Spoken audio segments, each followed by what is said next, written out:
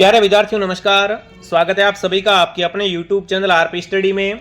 तो जो भी विद्यार्थी बीएसटीसी एग्जाम 2026 की तैयारी कर रहे हैं, बीएसटीसी एग्जाम 2026 की तैयारी करने वाले सभी विद्यार्थियों के लिए ये क्लास बड़ी इंपॉर्टेंट है, क्योंकि आज हम दोस्तों बीएसटीसी के लिए राजस्थान जीके के मोस्ट इंपॉर्टेंट क्वेश्चन देखेंगे। बहुत सारे विद्यार्थी कॉल करते रहते हैं, मैसेज करते रहते हैं कि सर जीके में समझ नहीं आ रहा क्या पढ़ना है क्या छोड़ना है, जीके का सिलेबस बहुत बड़ा है। तो आज मैं आपको राजस्थान जीके के वे क्वेश्चन दिखाऊंगा दोस्तों, जो एग्जाम में सीधे आते हैं और साथ में कुछ क्वेश्चन हिंदी के भी देखने वाले हैं। तो ये क्लास बड़ी इंपॉर्टेंट है, क्लास को ध्यान से देख लेना दोस्तों और लास्ट में कमेंट कर देना इस क्लास को देखने के बाद कितने क्वेश्चन आपके सही होते हैं।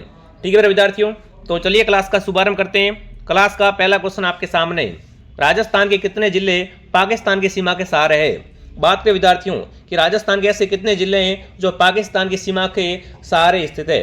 फटाफट सभी विद्यार्थी कमेंट करेंगे। और एक बात आपको यहाँ पर एक और ध्यान रखनी दोस्तों, राजस्थान की सीमा है ना, वो पाकिस्तान के साथ में कितनी लगती है दोस्तों, वो यहाँ पर लगती है 1017 किलोमीटर। ठीक है ना, तो फटाफट कमेंट करें सभी साथी यहाँ पर। चलिए विद्यार्थियों, राजस्थान के कितने जिले पाकिस्तान की सीमा के सहारे हैं, तो बिल्कुल आप सबका उत्तर यहाँ पर आ चुका है, ऑप्शन नंबर 4 बिल्कुल अंतर्राष्ट्रीय सीमा के सहारे। दोस्तों अगर देखें कितने जिले हैं तो आप सबका उत्तर क्या रहेगा बताओ फटाफट तरीके से, फटाफट कमेंट करेंगे सभी विद्यार्थी। वेरी गुड, तो बिल्कुल आप सबका उत्तर आ चुका 4 दोस्तों। और वो 4 जिले कौन कौन से हैं, गंगानगर, बीकानेर, जैसलमेर और बाड़मेर। सबसे अधिक सीमा लगती है दोस्तों जैसलमेर की और सबसे कम लगती है बीकानेर की। तो जो विद्यार्थी ऑप्शन नंबर ए को राइट कर रहा है, ऑप्शन ए आपका राइट है। अगला, राजस्थान का सर्वोच्च पठार कौन सा है, यहाँ पर कमेंट करेंगे। राजस्थान का सबसे ऊंचा पठार है वो कौन सा है, मैसा का पठार, हड़ौती का पठार, भोराट का पठार या उड़िया का पठार। देखिए अगर दोस्तों पठारों की बात करें तो उसमें राजस्थान का सबसे ऊंचा पठार है, उसका नाम दोस्तों उड़िया का पठार है। और ये उड़िया का पठार है वो कहाँ पर है, उड़िया का पठार राजस्थान के सिरोही जिले में, कहाँ पर दोस्तों है, सिरोही में स्थित है। यहाँ पर जो विद्यार्थी ऑप्शन नंबर डी को सही कर रहा है, बहुत बढ़िया प्यारे विद्यार्थियों। चलिए आगे बढ़ते हैं, अगला सवाल आपके सामने, लाल और पीली मिट्टी वाला जिले कौन कौन से है, मतलब ऐसे जिले जहाँ पर दोस्तों लाल और पीली मिट्टी है वो पाई जाती है। तो राजस्थान के जिले हैं सवाई माधोपुर और राजसमंद। सवाई माधोपुर और राजसमंद दोस्तों यहाँ पर कैसी मिट्टी पाई जाती है, लाल और पीली मिट्टी पाई जाती है। अगला सवाल दोस्तों आपके सामने, सेवन घास किस जिले में विस्तृत रूप से होती है। सेवन घास दोस्तों है ये कहाँ पर अधिक होती है वो आपको बताना है, बाड़मेर, जैसलमेर, जोधपुर या सीकर। तो सेवन घास दोस्तों है ये मुख्य रूप से जैसलमेर में, कहाँ पर दोस्तों होती है, लाठी सीरीज जैसलमेर में दोस्तों सेवन घास अधिक होती है। और सेवन घास को गोडावन पक्षी की प्रजनन स्थली ये भी कहा जाता है। यहाँ पर जो विद्यार्थी ऑप्शन सी को बता रहे हैं, बहुत बढ़िया प्यारे विद्यार्थियों। चलिए आगे बढ़ते हैं, अगला सवाल। अगला प्रश्न पूछा है, सामान्य रूप से राजस्थान को कितने जलवायु क्षेत्रों में विभक्त किया गया है। फटाफट कमेंट करेंगे दोस्तों, राजस्थान को कितने जलवायु क्षेत्रों में बांटा गया है, 5, 4, 6 या 3। तो यहाँ पर आपका उत्तर ऑप्शन ए एकदम राइट है। ठीक है, कोलायत झील कहाँ पर है, बीकानेर, बाड़मेर, जोधपुर, जैसलमेर। देखो कोलायत झील के किनारे दोस्तों क्या है, कपिल मुनि का मेला लगता है और ये कोलायत झील है वो है दोस्तों यहाँ पर बीकानेर में, कहाँ पर है, बीकानेर में। अगला प्रश्न आपके सामने, जैत सागर तालाब कहाँ पर है, उदयपुर, बूंदी, अजमेर, माउंट आबू। बात करें दोस्तों जैत सागर तालाब के बारे में तो ये तालाब है बूंदी में, कहाँ पर है दोस्तों, बूंदी। और बूंदी को राजस्थान में बावड़ियों का शहर कहा जाता है। ठीक है, अगला प्रश्न आपसे पूछा है, सोम कमला अंबा सिंचाई परियोजना निम्न में से किस जिले में है। सोम कमला अंबा परियोजना है दोस्तों वो आपको बताना है किस जिले में है, डूंगरपुर, बांसवाड़ा, उदयपुर, चित्तौड़गढ़। तो बिल्कुल ये दोस्तों अपने डूंगरपुर में है। जो विद्यार्थी ऑप्शन ए को सही कर रहे हैं यहाँ पर, ऑप्शन ए आप सबका राइट है। ठीक है, अगला, राजस्थान में सर्वाधिक लिंगानुपात वाला जिला है। अगर बात करें राजस्थान के लिंगानुपात की तो कुल राजस्थान का लिंगानुपात है 928 दोस्तों, कितना है, 928 राजस्थान का लिंगानुपात है। बट सर्वाधिक लिंगानुपात वाला जिला है वो यहाँ पर दोस्तों आपका डूंगरपुर है। कौन सा है, डूंगरपुर। जो विद्यार्थी सी को सही कर रहे हैं, सी ऑप्शन आप सबका बिल्कुल राइट है। चलिए आगे बढ़ते हैं, अगला प्रश्न पूछा, सांगानेर हवाई अड्डा को अंतर्राष्ट्रीय हवाई अड्डे का दर्जा कब मिला। पहली बार सांगानेर हवाई अड्डा है कहाँ पर, यह दोस्तों जयपुर में है और ये क्या है, राजस्थान का एक अंतर्राष्ट्रीय हवाई अड्डा है और इसको अंतर्राष्ट्रीय हवाई अड्डे का दर्जा मिला है, वो मिला है 2005 में। यानी विद्यार्थी जो भी बी बता रहे हैं, बी ऑप्शन बिल्कुल आप सबका सही है। ठीक है, अगला, राजस्थान में सर्वाधिक प्रति भूमि किस जिले में है। कमेंट करेंगे विद्यार्थियों, पथरीली भूमि है वो आपको बताना है, वो कहाँ पर है। तो बिल्कुल इन चारों में से अगर देखें तो यहाँ पर बीकानेर ऑप्शन आप सबका सही है। जो विद्यार्थी ऑप्शन ए को सही कर रहे हैं, बहुत बढ़िया दोस्तों। दोस्तों आगे बढ़ने से पहले जो विद्यार्थी BSTC एग्जाम 2026 की तैयारी कर रहे हैं, BSTC का संपूर्ण कोर्स है वो आपको हमारे RP स्टडी ऐप के अंदर मिल जाएगा। अगर आप भी BSTC की तैयारी कर रहे हैं और चाहते हैं कि आपका पहली बार में BSTC में नंबर आ जाए, तो प्ले स्टोर से RP स्टडी ऐप डाउनलोड करो। ऐप के अंदर संपूर्ण कोर्स और पुराने पेपर, साथ में हर क्लास की PDF, हर क्लास के बाद टेस्ट, सारी सुविधा उपलब्ध है। तो डाउनलोड RP स्टडी ऐप। अगर आपको लग रहा है कि एग्जाम नज़दीक है, मेरी तैयारी कमजोर है, तो अभी भी आप कोर्स लेके कम समय में दोस्तों हैं वो तैयारी कर सकते हो। अगर पेमेंट किसी और से करवाना है या कोर्स के बारे में कोई जानकारी चाहिए तो नीचे दिए हुए हेल्पलाइन नंबर से कांटेक्ट करें। ठीक है, आगे बढ़ दें। अगला प्रश्न दोस्तों आपसे क्या पूछा है, राजपूतों को ऊँटों की संतान किसने बताया? फटाफट कमेंट करेंगे।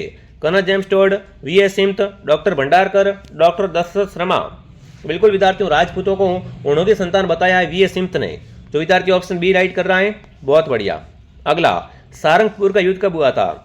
यह युद्ध दोस्तों बहुत इंपॉर्टेंट है। इसी युद्ध को जीत के कुंभा ने दोस्तों चित्तौड़ में बिल्कुल विजय स्तंभ का निर्माण करवाया था। ठीक है ना। तो सारंगपुर की लड़ाई है दोस्तों, वो हुई थी 1437 में। ठीक है ना। कुंभा इसमें जीत जाता है। उसी के उपलक्ष्य में दोस्तों चित्तौड़गढ़ में ये विजय स्तंभ का निर्माण करवाते हैं।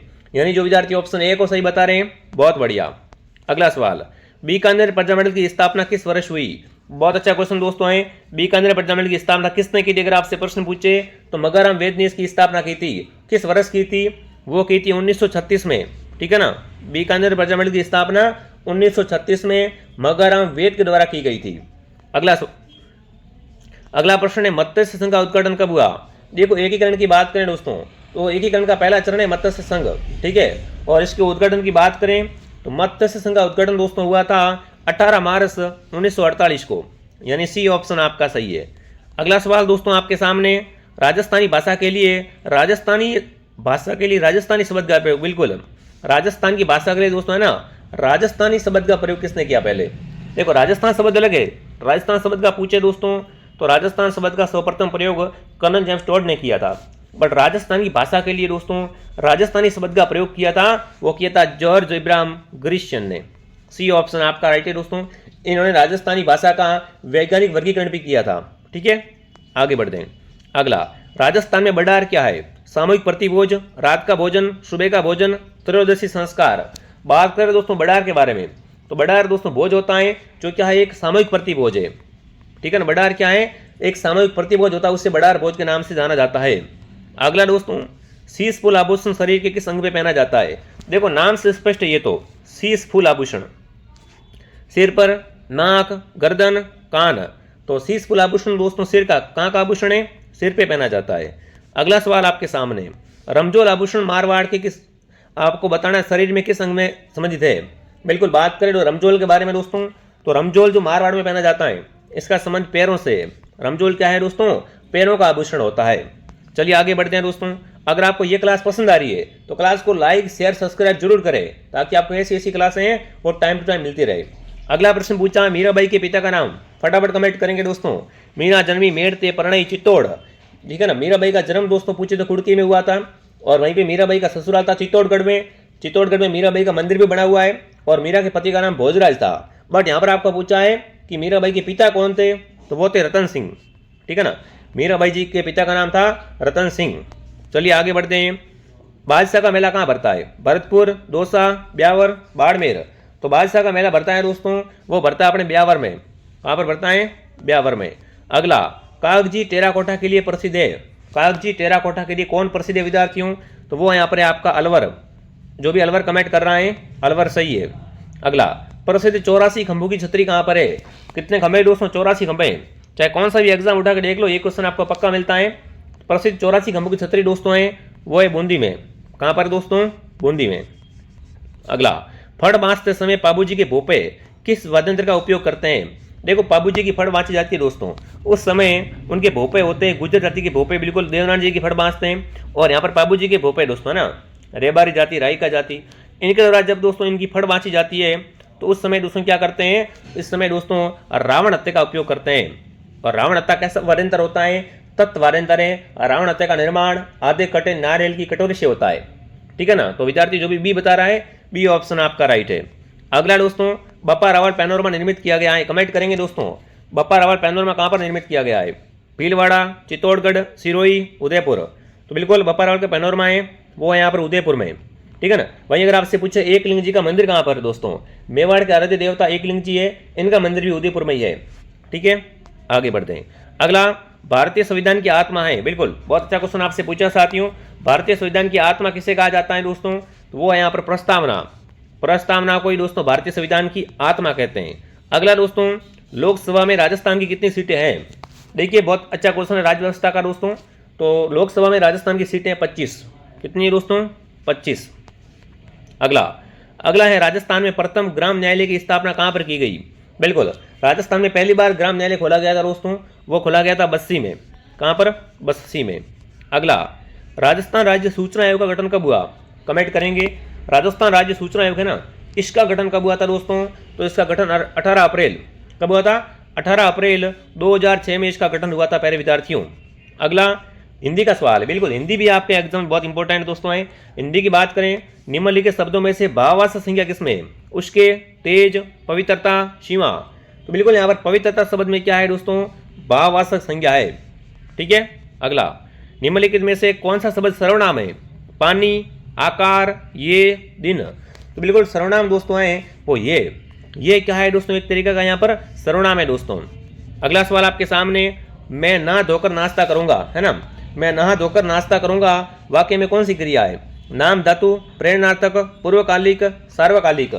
तो बिल्कुल ये जो वाक्य दिया हुआ है इसमें दोस्तों क्रिया है पूर्वकालिक, कि मैं नहा धोकर नाश्ता करूंगा, यानी कैसी क्रिया है, पूर्वकालिक है।